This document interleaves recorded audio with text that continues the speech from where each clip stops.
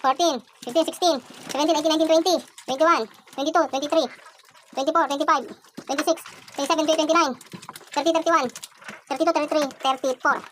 So, 34 pieces ang ating shooter dito sa traditional system. Ito mga paps, bilangin naman natin yung ating medium size. 1, 2, 4, 6, 8, 4, 5, 13, 19, 26, 31, 36, 40, 41, 42, 43. So 43 pieces mga paps.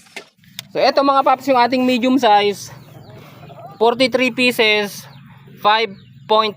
So, almost 6 kilos ang timbang. Dito naman tayo mga paps sa ating small size. Kung ilang tiraso. 2, 4, 6, 7.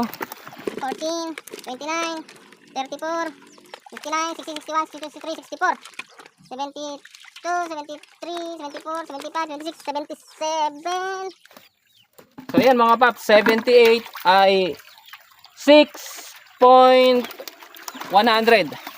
6 kilos and 100 grams. So ayan mga paps, nakita na natin na mas malaki ang bilang ng ating small size kaysa sa doon sa average size, and tayo dito sa ating traditional system, yung concrete pad natin na yan.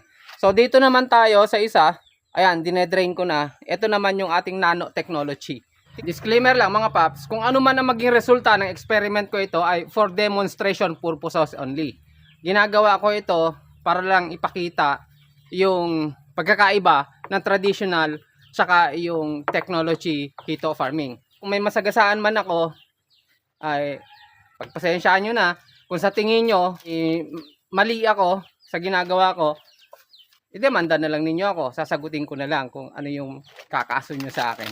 Pero ang hangad ko dito ay makita ng mga farmers, mga beginners, mga backyard racers, mga backyard farming enthusiasts, kung ano ba talaga ang dapat na gawin natin dito sa pond na ganito. Pero hindi ko rin sinasabi na ito yung ideal, yung pinapakita ko sa inyo. At least meron kayong idea kung ano yung nangyayari sa backyard farming. 200 pieces Hito fingerlings ang ihinulog ko dito sa ating nano technology pond subject for experiment.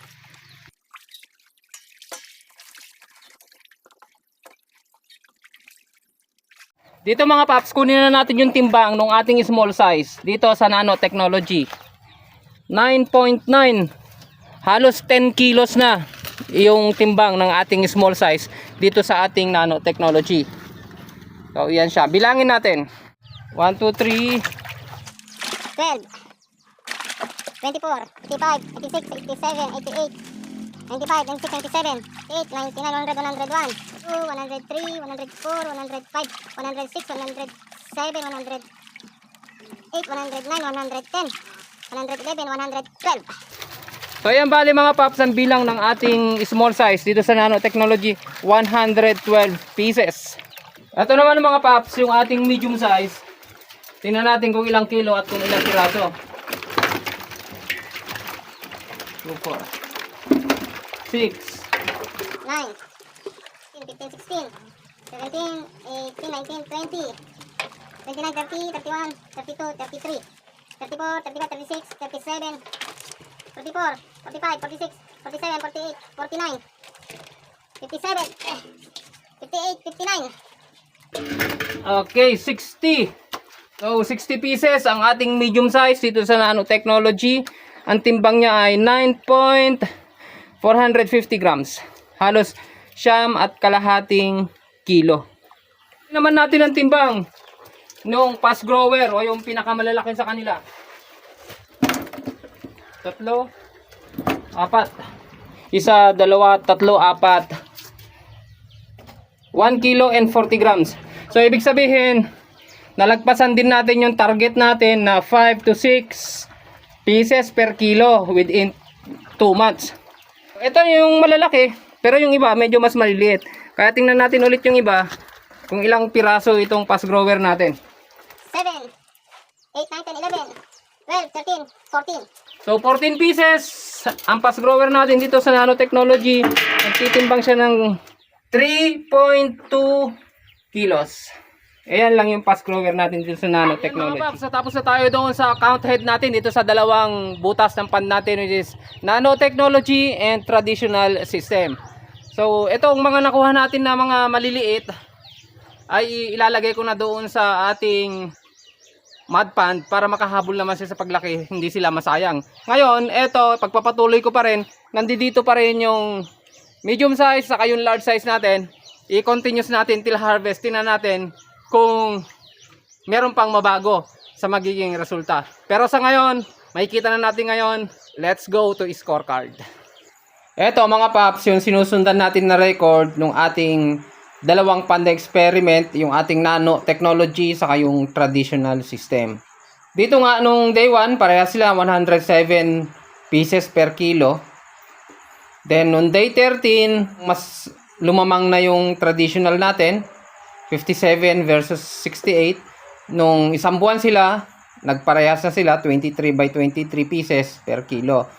Pero nung day 45, dito nagkaroon ulit ng variation, 13 pieces, saka 11 naman dito sa traditional. Pero yung mga shooter nila, yung malalaki, parehas lang na 7. Ang tinitingnan natin ngayon ay pagdating ng day 60, kung kaya nating abutin itong 5 or 6 pieces per kilo.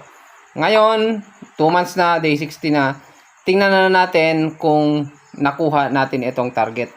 Ito na mga paps, yung ating final data, final records. Ngayong day 60, 2 months old yung mga alaga natin. Sana maipaliwanag ko sa inyo ng mas madali na maintindihan. So yung ginawa natin ay pinag-iwa-hiwalay natin yung small, medium, tsaka large sizes. Dito sa nanotechnology, tingnan na natin, yung small o kaya yung undersize sa kanya ay umabot ng 112 pieces. Equivalent niyan, 9.9 kilos. Dito naman sa traditional system natin, yung undersize lang niya, yung pinakamaliliit ay 78 pieces.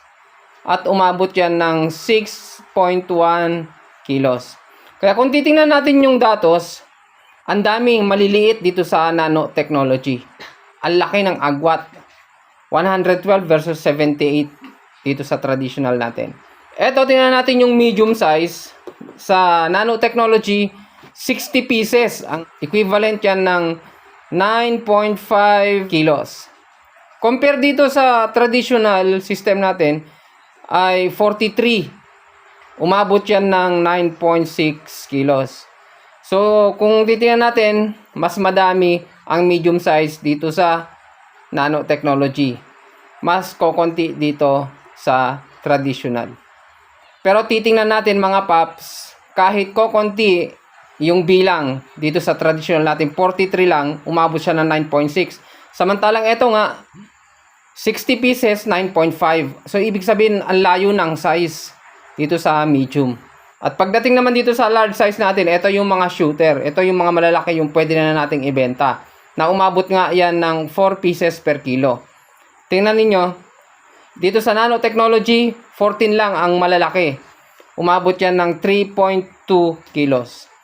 Pero dito sa ating traditional system, 34 pieces, umabot siya ng 7.8. So, napakalayo yung lamang. Dito sa ating total count, kasi nag-alaga tayo dito sa nanotechnology ng 200 pieces, ang nabuhay naman ay 186. So, ang namatay dito ay 14 lang. Ang total weight lahat nung nakuha natin sa nanotechnology, 22.6 kilos. Dito naman sa traditional natin, ang daming namatay. 155 lang yung natira. Ibig sabihin, 45 pieces yung namatay. Kung i-compare mo naman dito, mas madaming nabuhay dito sa nanotechnology. Pero mas maliliit lang. Kung titingnan mo dito sa total weight, umabot ito ng 23.5 kilos. Dito sa ating nanotechnology, bagaman mas madami siya ang nabuhay, 22.6 lang ang total. So, dito naman tayo pupunta mga paps sa mortality rate. Ilang percent ba yung nabuhay? O ilang percent yung namatay? Ang mortality rate ng nanotechnology, dahil 14 pieces lang yung namatay, ang mortality niya ay 7%. Yung kanyang survival rate dito sa nanotechnology ay mataas. Maliit lang yung namatay, 14 pieces. I-compare naman natin dito sa ating traditional. Ang nabuhay ay 155 pieces lang. Doon sa 200 na inalagaan natin. Ibig sabihin niyan, ang namatay 45 pieces. Yan ngayon, kung kukunin natin sa percentage, 22% sa alaga natin sa traditional ang namatay. 22% ang mortality. Bagaman ganon yung details na nakuha natin, itong mga datos na ito, ay kung titingnan natin yung harvest, lumamang etong traditional system natin kumpara dito sa nanotechnology. Ang conclusion ko dito sa aking ginawang experiment na to, kung ako ang pipiliin ko pa rin ang traditional system ng hito farming. Pagtutuunan ko na lang talaga ng pansin dito ay kung papaano ko mabababa yung mortality rate. Kasi talagang ito yung lang naging problema.